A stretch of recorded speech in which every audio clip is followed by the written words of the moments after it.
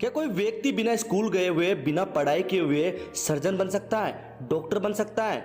आपका जवाब होगा ना। पर आज की वीडियो की कहानी को सुनकर आपके सारे सवालों के जवाब मिट जाएंगे, आपके सारे बहाने खत्म हो जाएंगे। आज की वीडियो की कहानी को अंत तक जरूर सुनना, ये आपकी जिंदगी में निश्चित रूप से कुछ न कुछ बदलाव जरूर लाएगी। केप टाउन के अशिक्षित सर्जन श्री हैमिल्टन, जिन्हें मास्टर ऑफ मेडिसिन की मानक उपाधि से सम्मानित किया गया था, वो न तो पढ़ सकते थे और नहीं लिख सकते थे, लेकिन ये कैसे संभव हुआ? केप टाउन मेडिकल यूनिवर्सिटी का चिकित्सा जगत में अग्रणी स्थान है। दुनिया का पहला बाईपास ऑपरेशन भी इसी विश्वविद्यालय में हुआ था।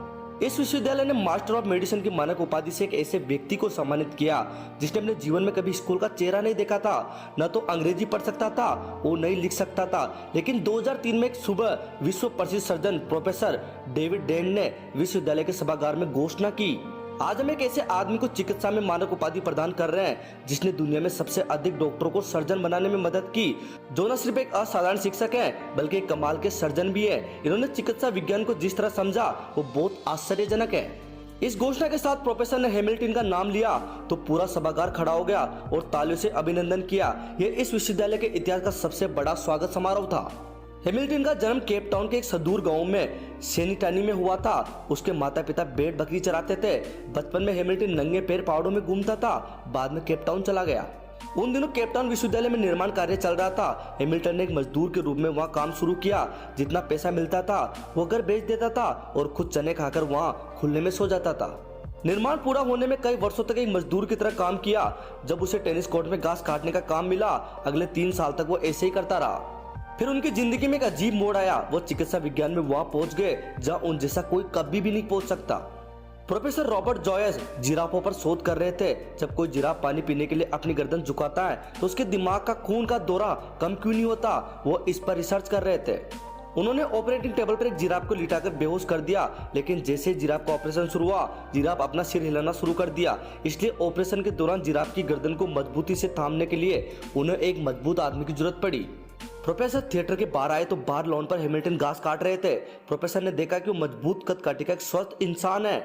उन्होंने उसे बुलाया और जिराफ की गर्दन पकड़ने को कहा। हैमिल्टन ने जिराफ की गर्दन को थाम लिया। ऑपरेशन 8 घंटे तक चला। ऑपरेशन के दौरान डॉक्टर लोग चाय और कॉफी का ब्रेक लेते रहे, जबकि हैमिल्टन चुपचाप जिराफ की गर्दन पकड़कर खड़े रहे।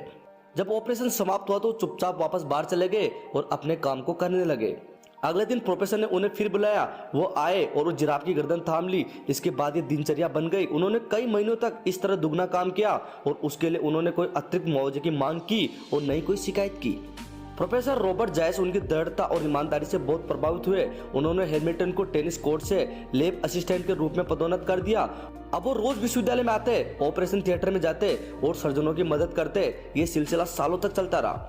1958 में उनके जीवन में एक और मोड़ आया। इस वर्ष डॉक्टर क्रिश्चियन बर्नार्ड ने विश्वविद्यालय में हार्ट सर्जरी के ऑपरेशन शुरू किए और हैमिल्टन उनके सहायक बन गए। डॉक्टर ऑपरेशन करते और ऑपरेशन के बाद उनके टाके का काम हैमिल्टन दे देते। वो बेहतरीन टाके लगाते थे। उनके हाथ और उंगलियों में बहुत सफा और सफाई थी। कई बार एक दिन में 50-50 लोगों को भी वो टाके लगाते। ऑपरेशन थिएटर में काम करने के दौरान वो सर्जनों से मानव शरीर को समझने लगे। अब वरिष्ठ डॉक्टरों ने उन्हें जूनियर डॉक्टरों को पढ़ाने का कार्य दे दिया था। उन्होंने जूनियर डॉक्टरों को सर्जरी की तकनीकी सिखाना शुरू कर दिया था और धीरे धीरे वो विश्वविद्यालय के महत्वपूर्ण व्यक्ति बनते गए।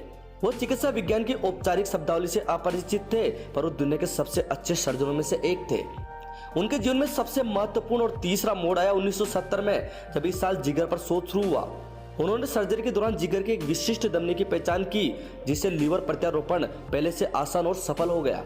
उनके निष्कर्ष और टिप्पणियों ने चिकित्सा विज्ञान के बड़े बड़े लोगों को चकित कर दिया। आज जब किसी व्यक्ति का दुनिया के किसी भी कोने में लीवर का सफल ऑपरेशन होता है तो उसका श्रेय सीधे सीधे हैमिल्टन को जाता है।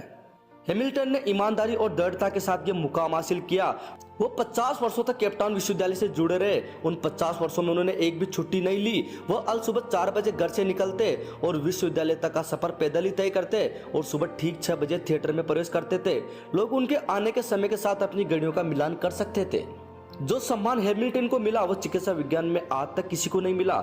वो चिकित्सा इतिहास के पहले अनपढ़ शिक्षक थे जिन्होंने अपने जीवन काल में 30,000 सर्जनों को परीक्षण दिया। 2005 में उनकी मृत्यु हो गई। उन्हें विश्वविद्यालय में दफनाया गया। नए शिक्षित सर्जनों के लिए अनिवार्य कर दिया गया कि वो विश्वविद्यालय के पास होने के बाद उनकी डिग्री को उनकी कब्र पर लेके जाए, एक तस्वीर ले और फिर चिकित्सा के व्यवसाय में उतरे। आप जानते हैं उन्हें यह पद कैसे मिला? केवल एक हाथ से। जिस दिन उन्हें गिराफ की गर्दन पकड़ने के लिए ऑपरेशन थिएटर में बुलाया गया, अगर उन्होंने उस दिन मना कर दिया होता, अगर उस दिन उन्होंने कहा होता कि मैं ग्राउंड मेंटेनर वर्कर हूं, मेरा काम घास काटना है, न कि जिराफ की गर्दन को पकड़ना, यह एक हाँ और अतिरिक्त 8 घंटे की कड़ी मेहनत थी जिसके लिए उन्होंने सफलता के द्वार को खोल दिया और वो एक सर्जन बन गए। हम में से ज्यादातर लोग जीवन भर नौकरी की तलाश में रहते हैं कि हमें काम मिलना ही चाहिए। दुनिया में हर काम का एक मानदंड तय होता है। नौकरी केवल उन्हीं लोगों के लिए उपलब्ध होती है जो मानदंडों पर पूरा करते हैं। जबकि अगर आप काम करना चाहते हैं तो दुनिया में कोई भी काम कुछ ही मिनटों में शुरू कर सकते हैं। और हाँ, दुनिया की कोई भी ताकत आपको नहीं रोक सकती। हैमिल्टन ने इस सूत्र को पाया। उन्होंने नौकरी की बजाय काम करने को महत्व दिया। इसी प्रकार उन्होंने चिकित्सा के इतिहास को बदल दिया। सोचिए, अगर उन्होंने सर्जन की नौकरी के लिए आवेदन किया होता तो क्या वो सर्जन बन सकते थे? कभी नहीं। लेकिन उन्होंने घास छोड़कर जिराफ की गर्दन पकड़ ली और सर्जन बन गए। बेरोजगार लोग अक्सर असफल होते हैं क्योंकि वो सिर्फ नौकरी की तलाश करते हैं, काम की नहीं। जिस दिन आपने हैमिल्टन की तरह काम करना शुरू कर दिया, आप सम्मान पुरस्कार जीतेंगे और महान और सफल इंसान बनकर दिखाएंगे। बहाने छोड़ो, नौकरी की तलाश न करो, बस जिस काम को करना है उसमें अपना मन लगाओ, अपनी रुचि दिखाओ, सफलता आपके कदमों में होगी। अगर ये कहानी आपको अच्छी लगी हो तो इस प्रकार के और बेहतरीन वीडियो देखने के लिए युवा लेखक को सब्सक्राइब जरूर कीजिए। धन्यवाद।